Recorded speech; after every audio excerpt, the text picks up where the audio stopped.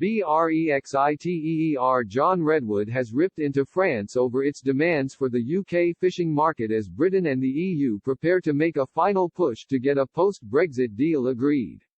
Crisis talks were held between Boris Johnson and European Commission President Ursula von der Leyen on Saturday evening.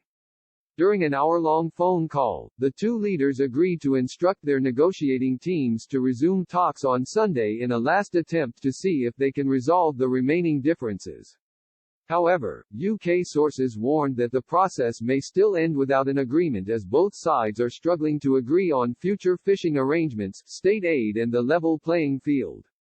MP for Wokingham John Redwood warned the EU that a no-deal scenario could be the best option as the transition period deadline of December 31 looms close. He tweeted, "If France and Germany want tariff-free access to the UK market, they need to drop their claims to control our laws and take our fish. No deal is much better than their deal for the UK." The UK is seeking annual catch negotiations while the EU wants a longer-term perspective for its fishing industry.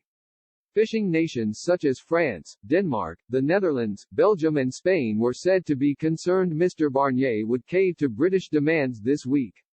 An EU diplomat said, "Some member states are becoming a bit jittery, so this was mostly an exercise to calm nerves in Paris and elsewhere and to reassure member states that Team Mr. Barnier will continue to defend core EU interests, including on fisheries." In a joint statement following their call, Mr. Johnson and Ms. von der Leyen said, "Both sides underlined that no agreement is feasible if these issues are not resolved. Whilst recognizing the seriousness of these differences, we agreed that a further effort should be undertaken by our negotiating teams to assess whether they can be resolved. We are therefore instructing our chief negotiators to reconvene tomorrow in Brussels. We will speak again on Monday evening."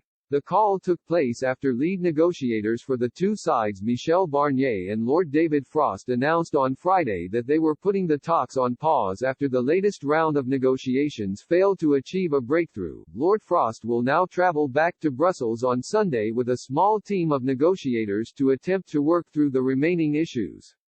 On the UK side there was continuing anger at what were being described as the EU's unprecedented and last-minute demands which, it was said, would have tied Britain to EU regulations in perpetuity.